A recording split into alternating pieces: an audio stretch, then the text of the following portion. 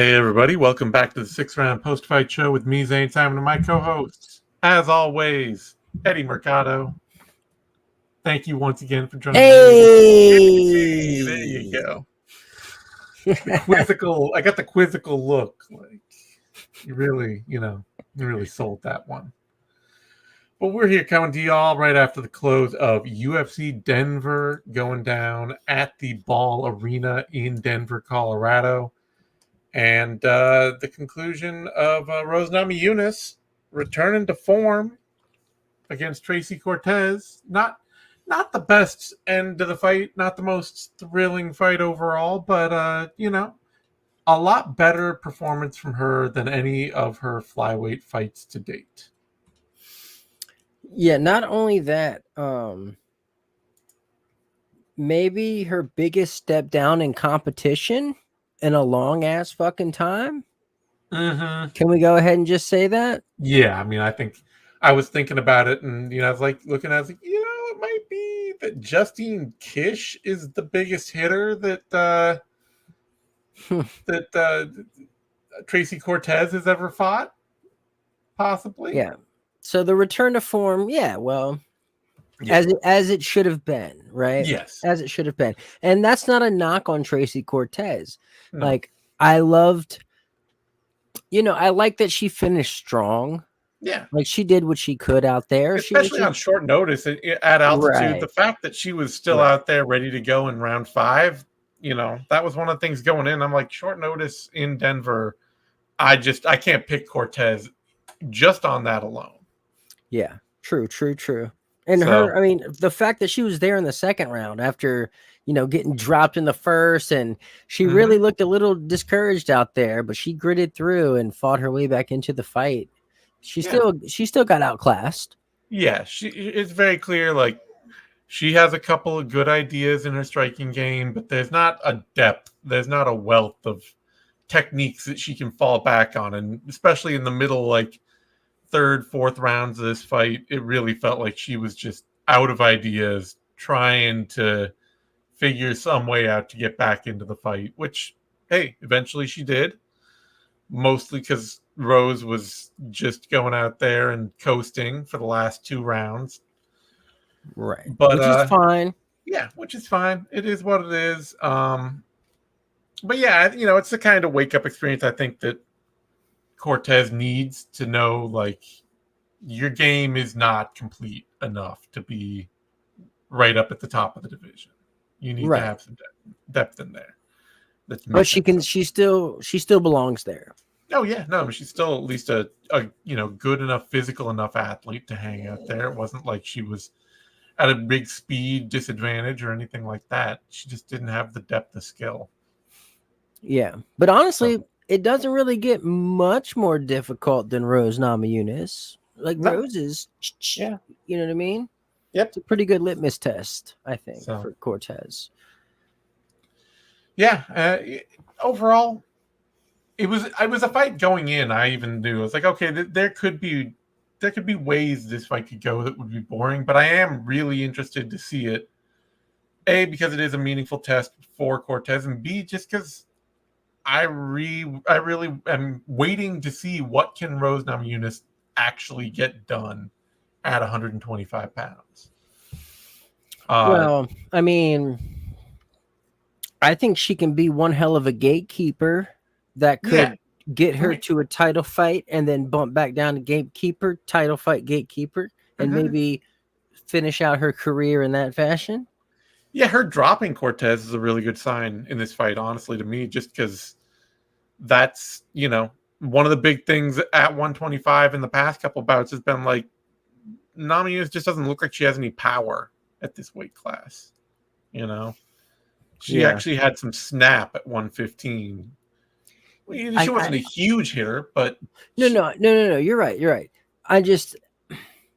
This isn't a power thing here. This is Cortez just having her chin up in the air, right, like at the start of a fight and getting caught unready. Yeah. Cortez was not ready for the way this fight started. No. So, I like Cortez. This isn't a knock on her. It's just there is a big gap in the skills here. Yeah. I do think this is the move. I don't necessarily feel like I need to see. I know Namajunas called for a title shot right after this fight get wrapped up, but No. I think you rebook that Macy Barber fight. Honestly. Yeah, I don't see why not. Yeah. Barber got injured, right? Yeah. Yeah, why not redo that? Let's see how badly did she get injured? I hope it's not her knee. Ongoing health problems is not a great look. So, Eek. yeah, I don't know. Yikes. We got somebody asking, why do you think Trevor Whitman stopped cornering Rose? This is all just what I've parsed through what I've seen Rose talk about and Whitman talk about and all that. So I'm not going to say I have any insider knowledge here, but I know she stopped working with him initially because he didn't have a gym anymore for like a year or two. He lost his space. He was going to build a new space. He eventually did. He was investing in the whole glove business. So there's all that. And so he just didn't have a gym for a while. And then there was all this very mild drama of like, oh, I don't want to intrude on Whitman's camp with Justin Gaethje. He was setting up to fight. I think it might have been the Poirier fight. Okay. Yeah, and she was like, last time I worked with Whitman while he was also working with Gaethje, I felt like I was kind of intruding on their time, and I didn't want to do that kind of thing. So that also played into it. And then I think at this point, like, I think she's just found a different coaching setup that she wants to work with, you know? Like, and that's fine. I mean, she's at a point in her career where, I mean, maybe she learned all she can from Trevor Whitman. Or at least she feels that way, maybe. Could be, yeah. I mean, I know Whitman really likes to, work on outfighting techniques and defensive fighting. Says people talking about maybe, there was a lot of disagreement about the Carla Esparza fight and stuff like that, where I could easily see her being like, your game plan led me to that performance kind of thing. So I want to try something new, whatever. I just get the feeling that Namajunas is one of those people that when she makes a decision to make a change, is kind of a permanent decision. She seems to exude that energy, shave like the head once 10 years ago, and it's just shaved forever.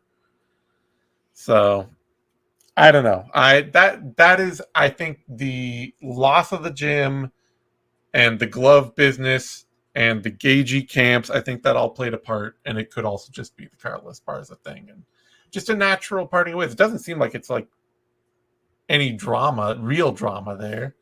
Sure. Yeah.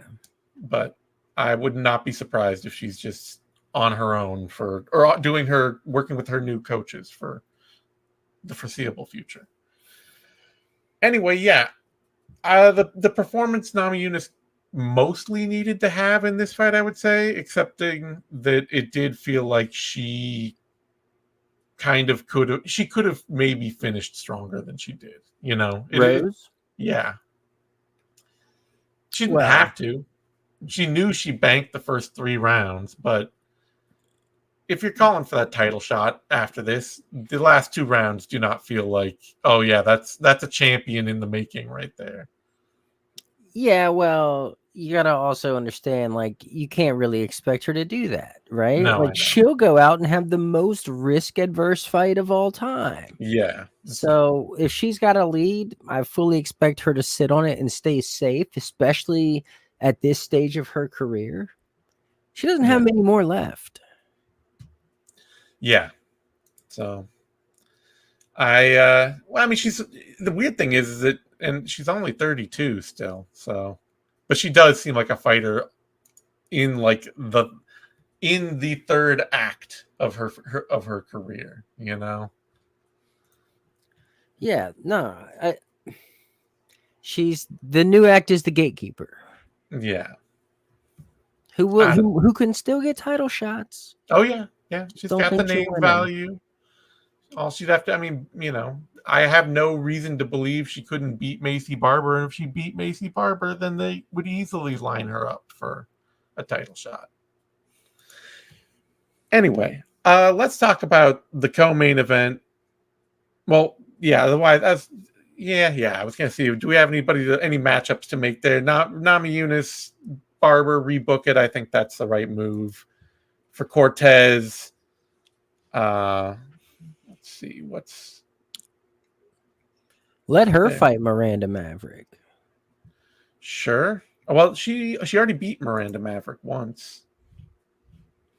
Or no, she beat Erin Blanchfield. Sorry, that's what I was thinking. I get confused. Yeah, she could fight Miranda Maverick, sure. Or let's see, there's Amanda Hibosh. I'd watch Amanda Hibosh versus Tracy Cortez. That's a good fight. Or even Casey O'Neill. She's got some options. There's a bunch of stuff a bunch of people at the bottom of that division that could make for good fights. And she was set up to fight Miranda Maverick already, so they could easily rebook that fight, especially if she was really bullish about staying on that or trying to get on that Noche card. They could rebook that Miranda Maverick fight for the Noche UFC card. Oh yeah, everyone's trying to get on that card. They are. If you have a tan, you are gunning for that Noche card. Ian Gary right now just putting bronzer on, just. Dan Mergliotta, he's like, I'm reffing that card. Old Tan Dan. All right, let's talk about the co-main event. Muslim Salikhov, Santiago Ponzinibbio. Shout out to the old guys in the room. Oh yeah. And you know what? A nail-biting thriller, maybe not, but they both got to have the fight they wanted to have, and that's all I want for them at this stage. Sure. Two old dudes who get hurt a lot easier than they used to. Ponzinibbio, he came out and he started pressuring early the way he used to when he was young. He got Salikhov on the back foot, went after him. Love to see it. Salikhov got lots of time in open space to do his Sanda Wushu, kung fu thing, throw all his spinning shit.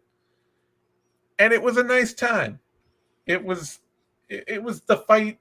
It was the slow version of the fight it might have been 7 years ago, They both aged perfectly to meet right now. Yeah. This was the perfect past their prime fights. Yeah. So. And I think the right guy won. I scored the first 2 rounds for Salikhov. I do think that scoring the first 2 rounds for Ponzinibbio, as the dissenting judge did, is the worst way to dissent and score that fight. Seems like if there's any way to score it, you'd score Salikhov round 1, Ponzinibbio 2 and 3. I could do that. But giving fucking close though. They were all razor close. So I'm not gonna say like, oh, it's a terrible card or any of that. But yeah.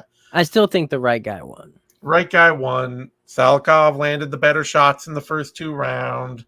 Heavier, bigger blows, all that. So I gotta give him those rounds. And now is there an equally old man for him to fight at welterweight? Where's Tim Means? There is Tim Means. He's coming off a loss. Court McGee is also coming off a loss. Did he retire? I don't think so. Yeah. No, neither guy is retired yet. They both absolutely seem like they should have retired, but neither of them is retired yet. Is there an old man coming off a win? That's what I want. It's Oh, well, Zaleski's coming off a loss. Danny Roberts is out there. He's coming off a loss. He's coming off 3 straight losses. I forgot about him. Yeah, we all did. Come on. Any other old men in here? Jeremiah Wells?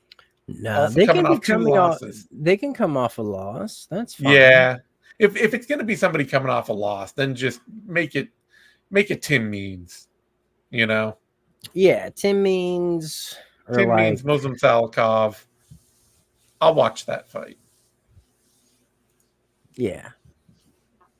But Probably it'd be strangely a good fight, I think. Like this kind of was. Not that this was a good fight, it was a competitive fight. Somebody asking about Nico Price. I think Nico Price has actually been cut. I think didn't he lose his last one? Yeah, he won actually. No, he hasn't been cut. He beat Alex Morono in a rematch. Yeah, you could do Nico Price. It's true. I could watch Nico Price. Or also, Max Griffin. He's coming off a win. I can't believe they haven't fought. Yeah, actually, you know what? I think that's the fight I want to see. Nico Price or Max Griffin, Muslim Salikhov. So Salikhov is so old, his Tapology picture is black and white. Is that a bit, or is it actually in black and white? I don't know. He's young. He looks definitely. He's got hair he looks like one of the Lost Beatles or something. He's so old. His Tapology picture is an etching. Right. It is in black and white. You're right. I wasn't kidding, bro. No, I thought you were doing a bit. No. I would never joke about that. He's fucking like baby faced. He is. I think it's legit black and white. It is. Yeah. No. Look at it. It was the big light bulb thing. Yeah. He's got it in sepia on the daguerreotype. Right. Oh shit. All right. That brings us to the fight of the night. Clearly, fantastic war. John Silva, Drew Dober. As advertised. Yeah. And this was just a fantastic slobber knocker. And hey, my main event, by the way. This was the people's main event. Absolutely. And are you willing to come around on John Silva now that he's made weight and is no longer weight bullying? The fuck are you talking about, Zane? He moved up.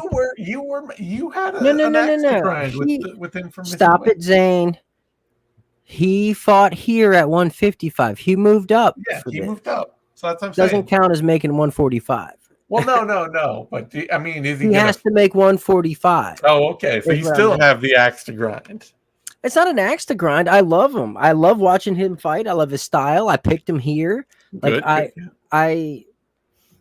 not pissed at him. Like, okay. I love the way he fights. I'm just saying he looked like a weight bully at 145, missing weight, looking huge. I mean, he did go out there and absolutely match Drew Dober strength for strength up a division. So, oh yeah, he was throwing him all over the place.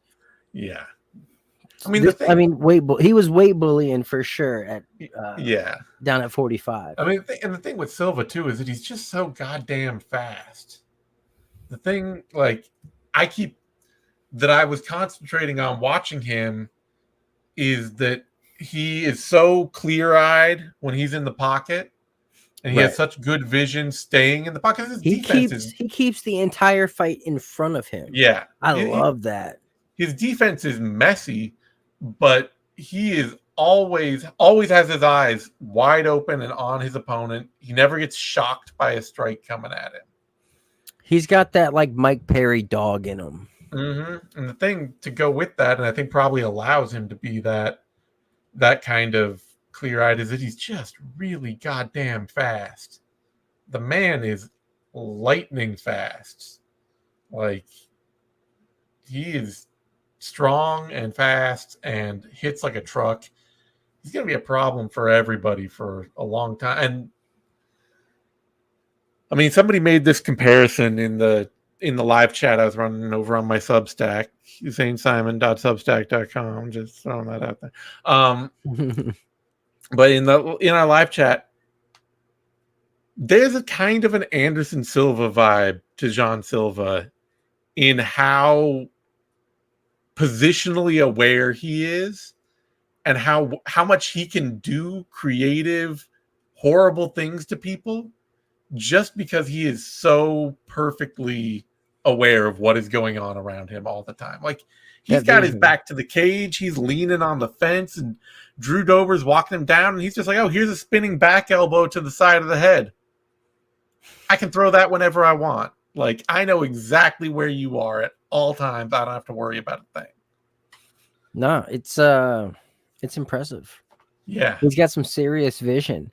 And I think part of that is that dog in him. Like, he is not afraid out there. No, no fear whatsoever. He is having a fun time. He was so mad at Drew Dober when Drew Dober punched him when he was trying to shake his hand at the end of round 1. It's like, the bell hasn't gone yet. He's like, I know, let's high five and all that. And Drew Dober just like uncorked the right hand at him. And he's all pissed off. And it's just like, he is purely out there having a thrill. Like, it is not.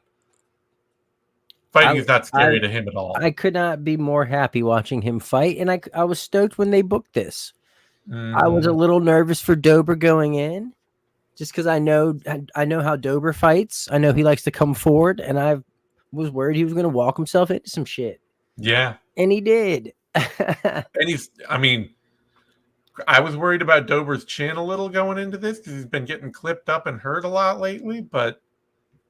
Whatever he lost, he found again, because his durability was not in question in this fight at all. Sure. We didn't even mention this was a doctor stoppage for a cut. Yeah, because that cut was nasty. Yeah, great stoppage, excellent stoppage. Eyebrow was falling off. Like, I would have loved to see more, right? Sure. But that was bad. At the same time, dude, John Silva was. By the time they stopped it, he was really styling. And so it is one of those things where I'd love to see more, but I just want to see more John Silva. Really, that's it. I just want to see him fight more. I don't care who it is. Doesn't have to be Drew Dober. How's the cut rate on the Marvin Eastman scale? We're asking. Oh, man. If Marvin Eastman is a 10, I'd rate it a solid 7. I'd probably go like a 6. Yeah. On the tamer side, I think. Yeah, it was not your shit. I didn't feel like I was seeing skull in there, but it was, he was definitely getting a third eye. Let's see. Dober is out of the rankings, but as somebody mentioned the idea of you could do John Silva, Bobby Green after this if Silva's going to stay at lightweight. Or let's see. I don't think that's a good look for. That's a waste of Bobby Green. I think he should be in more notable fights. Yeah,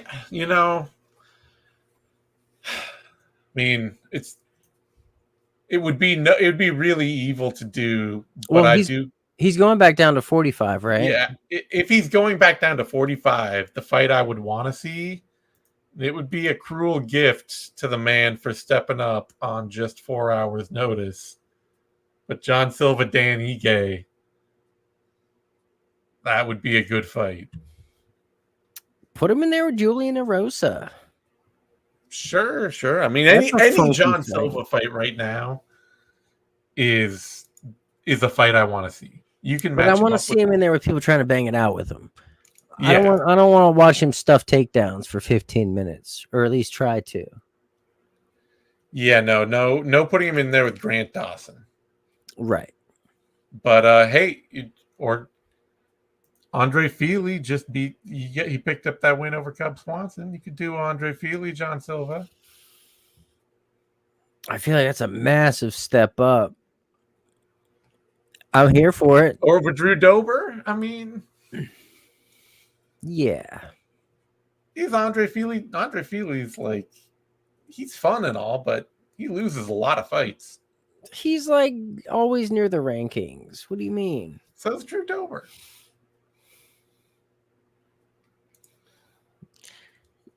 Dober actually spends some time in him. Feely kind of hand waves him, I don't know if Dober ever beat anybody ranked. Has Feely?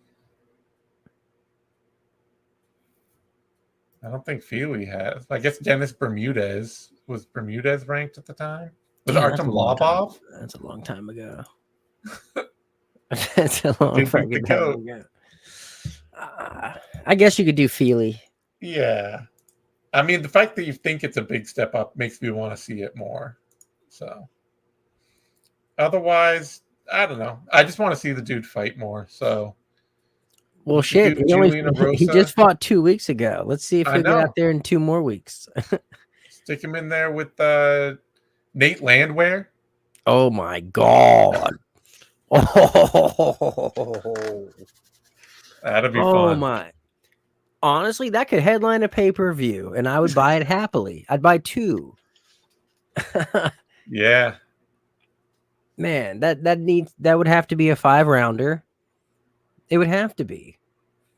Yeah. Oh, okay. Now I want Nate Landwehr versus John Silva. Yeah. I don't actually want to see any fight more than that, I don't think. Not in this division. Drew, you can go fight, I don't know, fight Mike Malott or something. Oof. That'd be fun. All right. That brings us to a welterweight bout. Gabriel Bonfim, Angelusa, and pretty solid performance from Bonfim, all things considered. I thought Lusa, I mean, it wasn't like a thriller, but I thought Lusa did the right thing, which was to really take the fight to Bonfim early, try to get him tired, try to out-scramble him and all that. So for Bonfim really building his style to be a one-round fighter, for him to just kind of outstrike Lusa all the rest of the way, I thought that was a pretty decent performance, you know? Wasn't as amazing as it could have been, but I thought that Lusa had a really good game plan to at least to open the fight. I thought he was smart with the pressure. Mm-hmm. Bonfim can be sloppy defensively. He wants to kill. That's all he's thinking is just like, I'm going to go stomp you inside a round, and that's it. Does not pay any attention to. But he really played this smart, though, Bonfim did, with all that body work he was doing. Mm-hmm. Those knees were killer. Oh, those Muay Thai knees to the body and the clinch. That was brilliant. That was brilliant. You got to tire Lusa the fuck out. And it's not like Lusa's great at anything. Like, he's not what's his specialty? Yeah, he's just... It doesn't exist. No. But he's tough and he's durable. He's never been finished. He's not, terrible anywhere. No. So I think Bonfim, he played it smart. Yeah. I think attacking the body early and sticking to it. Anytime they got in close, he was looking for those knees. I think he actually caught Lusa with a couple to the cup that he got away with. But yeah, strong showing. For him to outwork him behind the jab late and all that, that's a fighter showing that they can actually stick to a tool when they don't get the fight that they wanted right out of the gate. They didn't get, he was jumping the gilly. He was, yeah. No, that stuff needs to go. But jumping the gilly on the guy with no neck. Bonfim, where is he right now? You know what fight I actually want to see him in? And it doesn't make any sense for him to take it, but I want to see it. Is Carlos? Well, Carlos Prates is he's booked against Li Jingliang. So, ooh. But after his, but you could do Basil Hafez versus Gabriel Bonfim. After that fight that win he had over Mickey Gall, I'd watch that.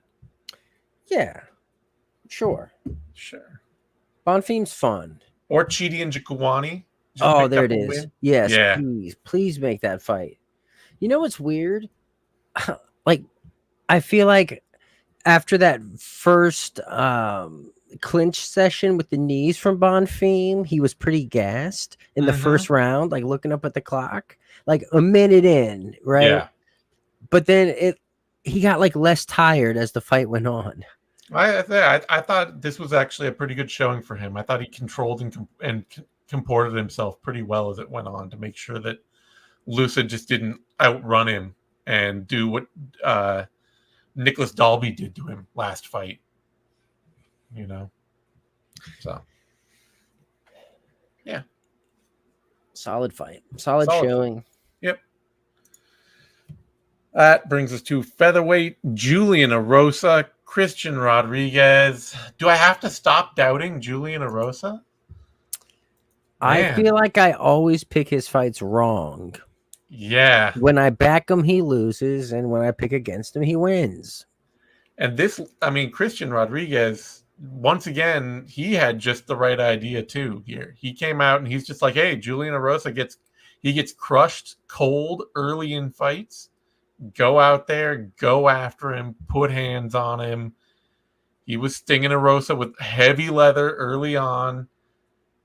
But Arosa's one of those dudes, if you don't kill him inside 2 minutes, he just gets harder and harder to beat every step of the rest of the way. Yeah, he's one of those Nate Landwehr kind of guys. Mm-hmm. Almost like a cockroach. They don't die easily. Well, yeah, like I say, you either put him out right away or it's gonna be hell. So I was shocked though, because Rodriguez has been in the past, he's been a dude who seems incredibly hard to hurt, incredibly hard to take out, really not just durable, but makes all the smart moves, knows how to stay safe in a scramble. Like that fight he had with Raul Rosas was very much a veteran. Oh yeah, you can be all over me, but I will make the smart moves and get my way out of this, and then you're going to be in trouble. And he even had a moment like that against Arosa where Arosa was on top of him and he just kind of on his back and he just kind of scrambled through it. But I think even Arosa said like, oh, I made a mistake with that body triangle, and then he stuck his head right back into my guard, and that was his mistake. This was a crazy ass fight. Yeah. Like it really was. The pace on this was ridiculous. And I think Rodriguez might have still been a little hurt. Remember that elbow he got clocked with? Like he was wobbled. Yeah. So he might not have been all the way there. Like in that scramble. So, shit happens. And yeah, I would not be at all surprised to see him try to go back down to bantamweight for his next fight, which will be interesting because he could not make that division to save his life in his first 2 tries in the UFC. He definitely looks small out there. I'll say that. He's got to figure it out. Yeah. I mean, Arosa's huge. He is 6'1", but that's crazy. It did make it that much more apparent that Rodriguez wants to be a bantamweight. Let's see, so for Arosa coming off a fight like that, what am I seeing? I mean, there's one you could. I mean, that's where you could do the Andre Fili, Julian Arosa. Yeah, I like that. I like that a lot. Long-time veterans, both capable action fighters, both a lot of fun. Well-rounded as can be. Yep. Yeah, that's funky. That's a funky fight. Yeah, I'd like that fight. So make the call, Zane. That's right. I'm going to get on my bat phone and call up old Mick Maynard. Mick Maynard, yeah, he's taking my calls these days. I figured he's standing by the phone waiting. Yeah. The red phone. Ever since he, asked me what it actually was that's wrong with UFC cards, he's been a big fan.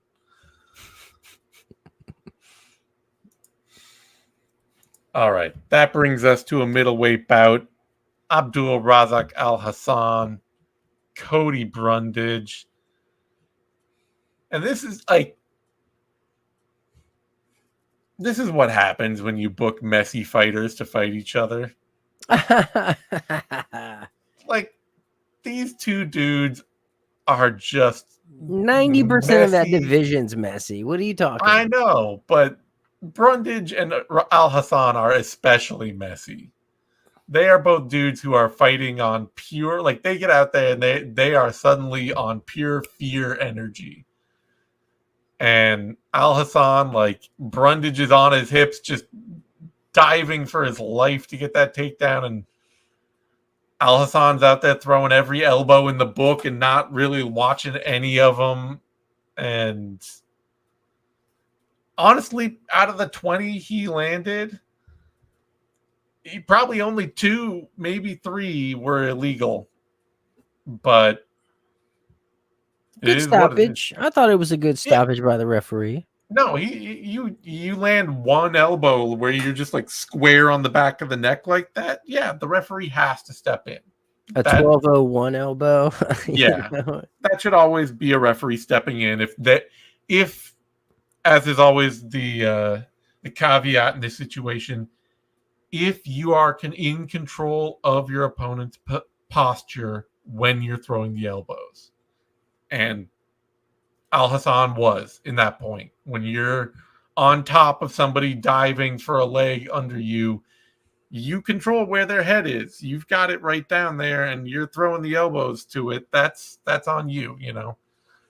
Obviously, if Brundage is like on his feet and spinning into a shot that hits him in the back of the head, that's on him.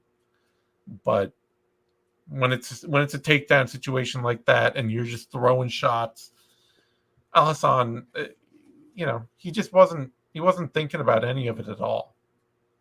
I like that it's a no contest. I do too. I definitely like that it's not a DQ. And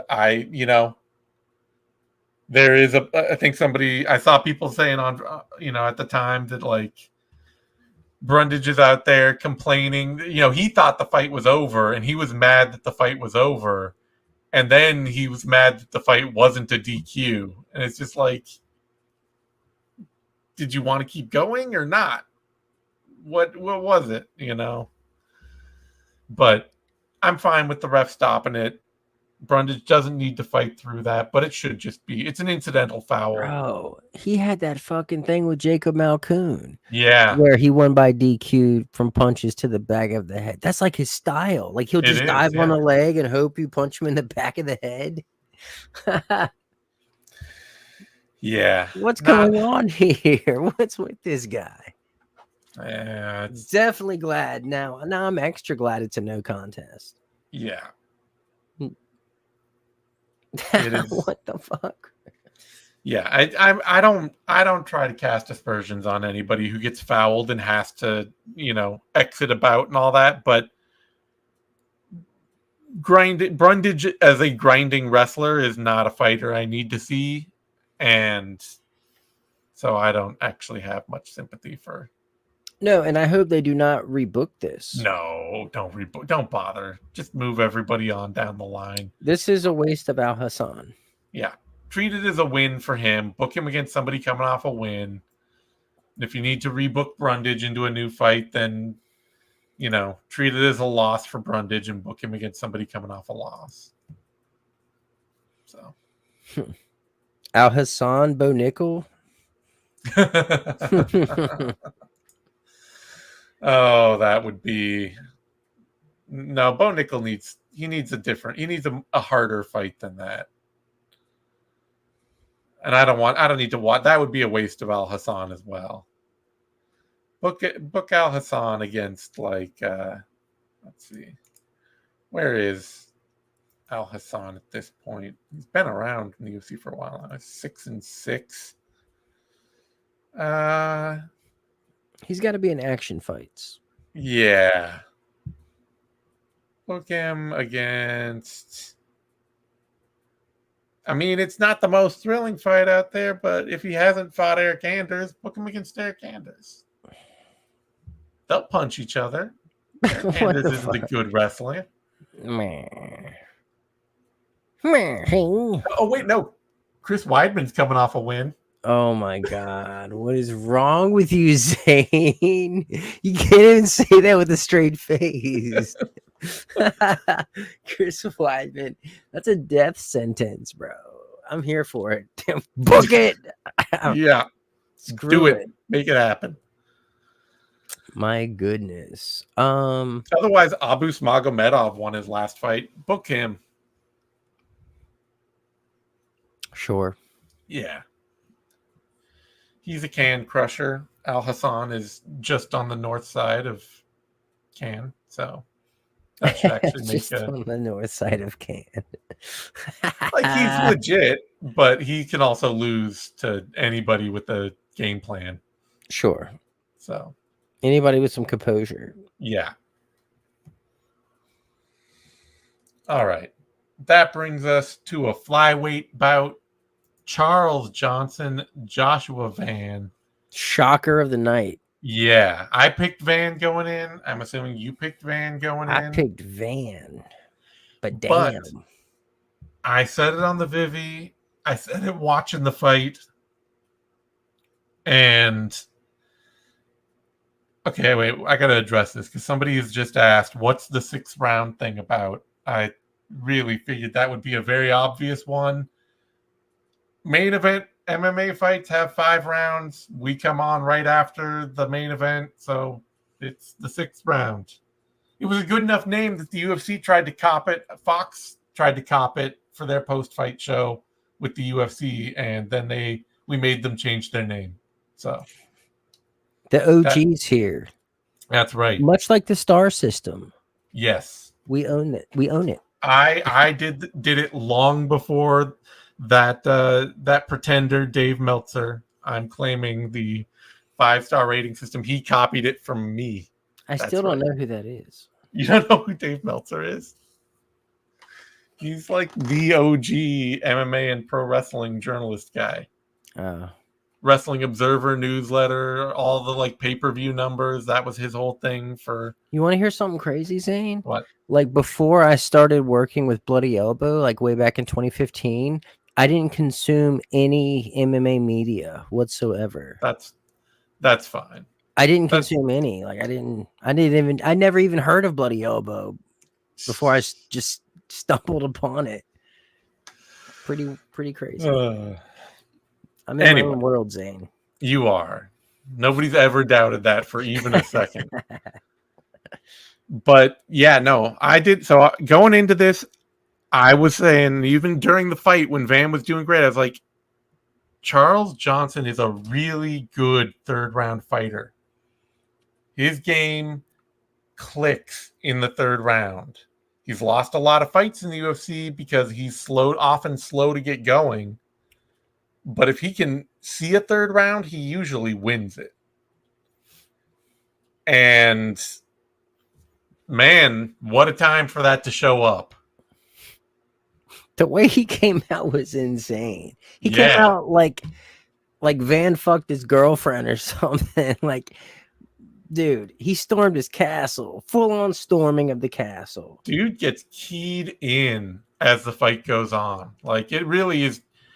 It's too bad for him that he can't only fight 5-round fights because, like, halfway point of the fight, he is on another level than where he starts. So, great fight from Johnson, and for Van, this is a big learning experience. He's fought a lot on raw aggression and speed and physical skill. He's a good jabber and he works behind it, but he doesn't like do a lot of different things behind his jab. It's very much I get my jab going and I start lining up the right hand behind it. And, you know, this is the reminder that at a certain level, if you're getting predictable, the opponents you face, they're going to know how to solve that problem. Yeah. I mean, who knows what was going on out there? This was a short notice fight, right? I feel like a lot of these were. Yeah, no, I don't believe this one was. No, this is just the fight it was booked as. Okay. Oh, wait, no. Okay, we're seeing in here that it was originally booked to be Johnson versus Kopp. Oh, wait, no. Or is that the suggestion? Because I'm not seeing. You know what? I need to be on Tapology for this. Because they show you what fights have actually been canceled. Let's see what we got. Tapology. No. Yeah, no, this was just booked cold. So interesting, yeah. No, Van was coming in after his bout with Tajir Ulanbekov was canceled last month. So this was booked after that fight got canceled because Ulanbekov couldn't make weight. So it was a month's notice. Okay. But, yeah, this shocked me. I was pleasantly surprised. Like, good for Johnson. Crazy awesome finish. That uppercut was nasty. But yeah, what an upset. Yeah. I went 8-3-1 this week. Should have been 9-3, but For picks, let's yeah. see. I hate to look. Let's see. 1, 2, 3, 4. That one did me in though. 5-1. Well, no. 4. So I'm at, let's see, 4-1-1, 4-2-1, 4-3-1, 5-3, 6-3, 7-3, 7-4, 7-4-1. So not bad. Yeah, I missed on Elder and Jasudavicius. You picked against Jazz Davicius? I did. I like Fatima Klein's game, but her Wait, who's the other one? Evan Elder in the opener, and then sure. Yeah, and then Christian Rodriguez. But anyway. Yeah, shocked. Yeah, this was a great performance. I do not think that there's any world where Manel Kopp fights Charles Johnson next. Just Kopp is very clearly he's set to fight Muhammad Mokaev right now still. So yeah. They're in different areas, but I do think we can get him a ranked fight, right? Sure. Tajir Ulanbekov, Tim Elliott. Tim Elliott fight would actually be that's really the move. Yeah. That's the perfect move. That'd be weird. It's gonna be a weird one. A fast starter who dips quickly in Elliott, and against a slow starter who comes on strong late in Johnson should make for a weird fight. Yep. All right. That brings us to a women's flyweight bout. Jasudavicius against Fatima Klein. And shame on you, Zane. You know what? I like Jasudavicius. I do. So I have no one to blame but myself. I got into the Klein hype. I like the way she keeps distance at range with boxing, and I could see that she could box Jasudavicius up if she could keep it standing. But her defensive footwork is a mess, and that's what this fight really exposed, is that every time Jasudavicius stepped forward, Klein just could not get out of her way at all. Yeah, that's part of it. She also just struggled on the ground. I mean, Jasudavicius is a hell of a top grappler, like really punishing on top of people. So I'm not as surprised by that. It's actually a really tough debut. It is. Like, I was actually shocked the odds were so close on this one. Klein's got hype, you know? Yeah, but she's never fought anybody. It's true. It's true. You know what I mean? Whereas she's been there and she's battle tested at she's maybe not fought the top of the top, but she's fought some tough competition. Much more proven, I would say. Yeah, and she just keeps ending up fighting. You know, she gets to fight a lot of people who can't stay out of her way. You know, she's a great pressure fighter. She's not the fastest or the best wrestler, but she knows how to press forward relentlessly. And a lot of fighters in that division they don't know how to stay away from somebody who's going to come after them. Yeah, so she's got that killer instinct. Klein learned that lesson. Great win for her, and she is ranked now, apparently, at least from what Vicious. Yeah, ranked 15. Yeah, so, yeah, she should be. Yeah. Booker against Karini Silva. It's the only person in the bottom of that women's flyweight ranking with another coming off a win right now. Sure. Yeah. Make it happen. All right. That brings us to a bantamweight bout. Montel Jackson, Damon Blackshear. And wow. I was picking Jackson going in, and I was like, man, Blackshear can make this a fun fight with his scrambling and all that, but I got to trust, like, Jackson's actually a good defensive wrestler. He's got power and pop in his hands. He'll probably pick this up, even if it's a tough fight. And he just went out there and stormed his castle. Dude, he just blasted like a 1-2, and this was over. It was over before it started. UFC's got to get this dude some love because, like, he's never actually he's been good for his whole UFC career. His 2 losses to Ricky Simon and Brett Johns, those were tough, really well contested losses to really good opponents. Real scrambly losses. And he has been otherwise very good against everybody else, and he's just not made any headway in that bantamweight division at all. They got to find him somebody to fight. They got to start getting him up the card. You know. Well, hopefully this can be that somewhat of a catapult, because an 18-second knockout. Yeah. I actually picked against him here. I thought Blackshear would be able to replicate what Johns and Simone did, but I couldn't have been more wrong. No, he could not come close. Hey, I was happily wrong. That was sweet. Yeah, that was awesome. And shout out to Dominic Cruz, who fucking called that thing. He's like, "Hey man, watch out for these guys. This guy's straight punches. Boom, boom." Shout out to Dom. Doing us a solid. Dom was not on he was on his A game tonight. I will just say it. I heard very few moments of Dominic Cruz on commentary where I was like, oh my God, just please stop talking about that one thing you won't stop talking about. Well, you know why? It's because it's him, Felder, and Fitzgerald, right? Yeah. And when it's him, Felder, and Fitzgerald, he's the only one that's a former champion, right?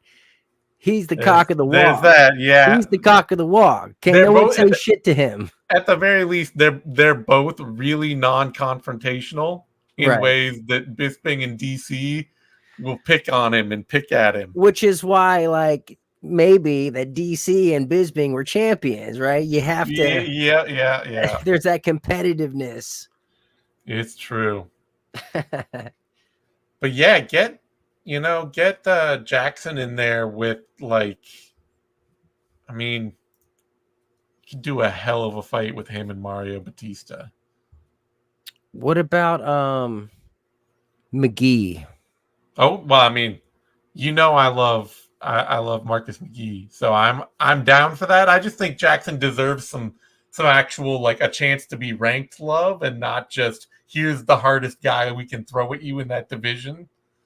Love. I guess he's on a crazy win streak, and McGee is must see. No, I love the fight. I just think, you throw Jackson, you could do like Jackson Pedro Munoz or Jonathan Martinez or something and get him a spot in the rankings where McGee is just like, here's a really tough fight that the UFC might just bury back on the prelims again, and you could lose it and get nowhere. I don't know. I wonder if maybe he doesn't have a following. He doesn't have a personality. You heard him on the mic after that, and he's just like, who do you want to fight? I will fight anybody. I say it all the time. I will fight anybody you put in front of me. It's like, okay, dude, we all know that. Literally everybody says that. You just knocked somebody out in 18 seconds. Call out Jose Aldo, for Christ's sake. Oh, he's got 9,000 followers. Yeah. So maybe that's the issue here. I have more Twitter followers than him. Yeah, he doesn't have the built-in audience that's almost mandatory in the year of our Lord, 2024. To be promoted by the UFC, you must also have that self-promotion going on. Yeah. The built-in following. But I hope the guy gets a matchup that gives him a little light and a little love, because he's on the prelims of some ESPN card that nobody cares about here, when the dude is performing like an elite talent. All right, that brings us to a women's flyweight bout: Luana Santos, Maria Agapova, and just kind of the same thing from Agapova, which is that she looks really pretty decent until something goes wrong, and then she just self-destructs at light speed. Yeah, Santos, man. She ran her the fuck over. She ran her completely over. Yeah. Spitting out her Agapova mouthpiece. just isn't built like that. No. I think in her mind she thinks she's that. Oh yeah, no, she's not built on that. pure crazy bully vibes, but Mm-hmm. when it comes to actually, I mean, that's the thing with the bully vibe is you giving it great, taking it not so great. So Like Paulo Costa. yeah. Luana Santos. So yeah, this was a good fight for her. I still have a lot of questions about her striking and her wrestling, but She did her score a grappling was knockdown great. here. Yeah. The big thing is that she will just go out there and go after people. She's not afraid of anybody. She may not be a good striker, but she's not afraid to go out and put hands on people. She may not be a good wrestler, but she grabbed the hell out of Agapova and just threw her over her shoulder. And it's just like, fuck it. She's got some judo, right? Yeah. So she's got the physical tools. She's got the attitude. If time can clean up the technical side of her game, she could be a danger. Yeah. Showcase fight. Yeah. All right. That brings us to a middleweight bout. Andre Petroski, Josh Fremd. And I saw a lot of people picking Fremd out here for this one. Fucking why? I don't know. And the one thing he's good at, Petroski's better at. Yeah. Which is wrestling and grappling. Also, just don't pick Fremd against somebody who has a skill. Like right. One part of their game that they can go to that they're really good at, Fremd is not going to stop anybody from working their A game. Sure. It's just not going to happen. So, good win for Petroski as a muscle dude who clearly burns a lot of energy. He did a good job conserving his energy and fighting smart in a 3-round fight at altitude. You could tell it was killing him. He fought tremendously smart. Yeah. Like the way he was just maintaining the full mount, even though he had the arm triangle, and he probably could have got the submission, but he didn't want to blow his arms out if he didn't get the submission. So smart fight, smart win. Nothing bad to say about it. I still think he knocked himself out though, running into Jacob Malkoun. He might have. All right. And then finally, welterweight bout, Evan Elder, Darius Flowers. And, I had some what is Flowers doing out there, not training at altitude, he clearly just gassed in like a minute and all that. And then you realize afterward that the UFC booked this fight on 4 days' notice. Cold. I think the card was too short. And so they wanted to put another fight on it because Elder didn't have another fight booked before this. Nothing got canceled. Flowers didn't have another fight booked. They just got a call on 4 days' notice from the UFC. Hey, you guys want to fight? And it's at fucking Denver. Who is going to be ready on short notice, on 4 days' notice to fight in Denver? Well, when the UFC calls, and you're someone like Darius Flowers or Evan I get Elder, it. Yeah. You don't say no. No. I get why they took it, but Darius Flowers did look like a guy who had taken a fight on 4 days' notice. Was it the dribbling of the basketball? The imaginary basketball out there? Was that a sign? A symptom? Could be. Yeah, no. Credit to him, he tried to run Elder over in a minute, and when that didn't work, that was pretty much the end of the fight. So yeah, and it was a decent enough fight, and we got it was violent enough, but definitely a fight where Flowers was immediately gassed. Yeah.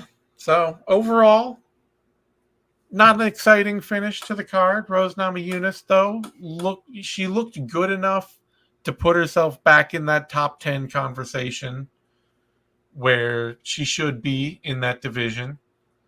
Yeah. And she should be the path to the title in that division. Yeah. And then otherwise for an altitude card, you know what? It could have been a whole lot worse. It was pretty fun up and down. Yeah, well, they knew not to put any heavyweights on the card. No so light heavyweights, no heavyweights. And the middleweight fights that there were 37-second no contest. Yep. And a grinding decision to open near the open of the card, so we can just leave it behind. Yeah. Forget about it. Not bad. Not a bad fight night. Could have been a lot worse. So I could have been a lot worse. Oh, there's next week's card. Speaking of could have been a lot. I don't know what they're doing. July's been trash for the UFC. Like, why? This is a sign that you have 30 fighters you don't need. If you're putting on a card like this, that is all that card says to me is we have 30 fighters on our roster that we do not need. And maybe it's not this 30, but it is a 30 because we need to book a card like this where Brad Tavares is co-main eventing a UFC card in the year 2025. I don't need it. 2024? Or 2024. Damn, yes. Zane. You are from the future, aren't you? It's a card so bad that I'm back. I came back from the future to try to stop it from happening and to warn everybody. Skynet starts here. And you still went 7-4? Look, you know, the future does not remember these cards. They don't, you know. Is it going to be like a butterfly effect because of this now? Yeah. I can already feel myself fading away. Well, a lot of weird shit did happen today, so yeah. It's already started. On that note. All right, everybody. On that note, we're gonna wrap it up. You can find me on Twitter at the Zane Simon. You can find Eddie on Twitter at the Eddie Mercado. You can find both of us over on the Vivisection 6-round Substack. Support, help us out, subscribe, all that good stuff. You can find Eddie on his YouTube channel. Is it just Eddie Mercado on YouTube? Correct. And you can find me on my personal Substack, zanesimon.substack.com. So thanks everyone for tuning in. We appreciate y'all. Subscribe, give us a like, all that good shit, and we will see you next time. Adios.